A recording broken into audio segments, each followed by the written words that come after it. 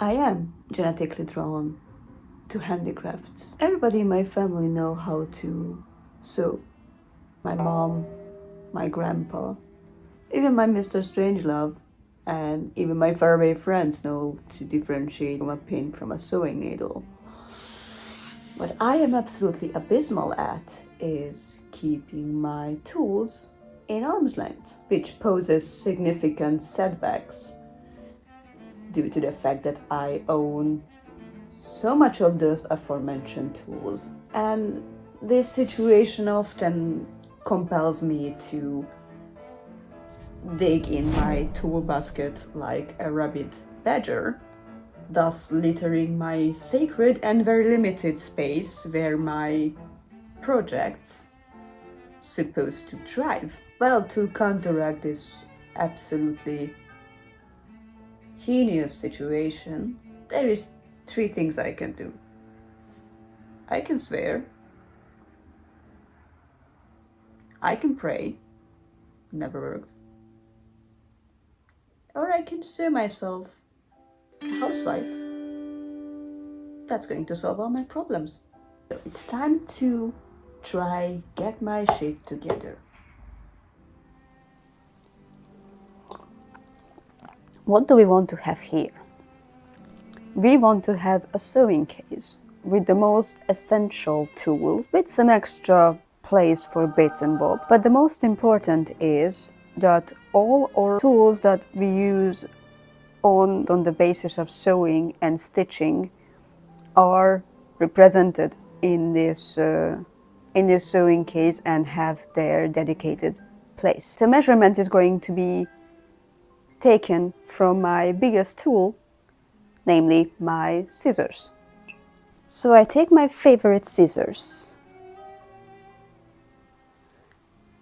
and measure it to my fabric, which is a funny story how I acquired it. I'm going to tell it to you later. And that's going to determine the size of my sewing case, my housewife. With these sewing cases and housewives, you literally cannot go wrong. There is endless possibilities to personalize it, to have the right spots for you, for your projects, for your needs. You can make it for crochet, you can make it for knitting, you can make it for embroidery specifically, you can make it for sewing specifically. The most important is it reflects you and your craft. That's the most important element that you have to put in these sewing cases, to feel that this is a part of you, this is sort of an extension of your hand when you are doing projects. I thoroughly enjoy all the projects I can very much personalize, because I can just go ham on trims and decorations and ribbons and sew-ons and anything. That's where creativity lies. So I'm going to do all the measurements, and then we're going to remove the paper from the side of these. Well, it's actually a fabric sample. But let me start on the cutting before I tell you the story of how I acquired a handful of silk and linen samples, not even knowing that I need them. This part, I want to have a needle catch, which means I need some felt or some thick fabric where I can put my needles in and they stick.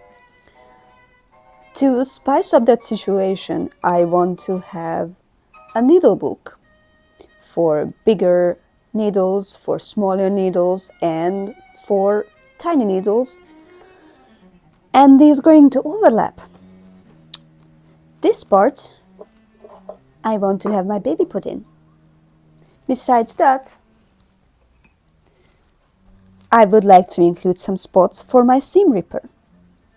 Beside that, I would like to have a bigger pocket and I would like to have place for my pins. So when I'm sewing, I can just stab it. This is the plan at this moment, and it looks like everything is lining up to my plans. So let's get planning. I'm also thinking about stiffening up one of the side of this silk fabric, because it's sort of on the feather side, which is good. I love these weights, but I also want a little bit of a stiffer fabric. So this is the current design I want to emphasize. This is going to be the needle catch, the needle book. These where my baby's going to stay. This is for the seam ripper. I want to keep it open for the top as a pocket, so I can put some miscellaneous things in it, like threads. And I want to finish it here, and I want to stop the rest, and I want to keep this part as a pin pad.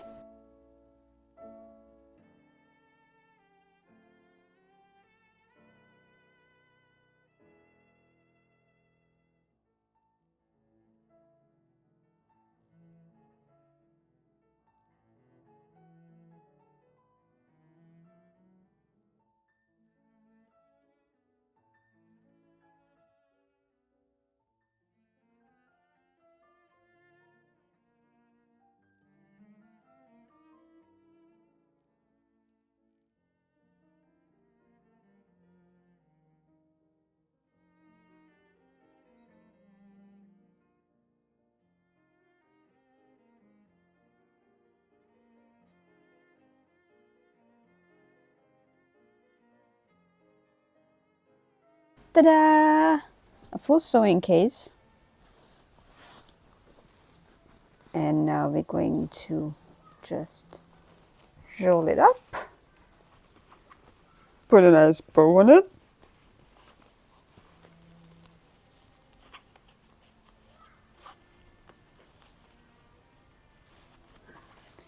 And this is done.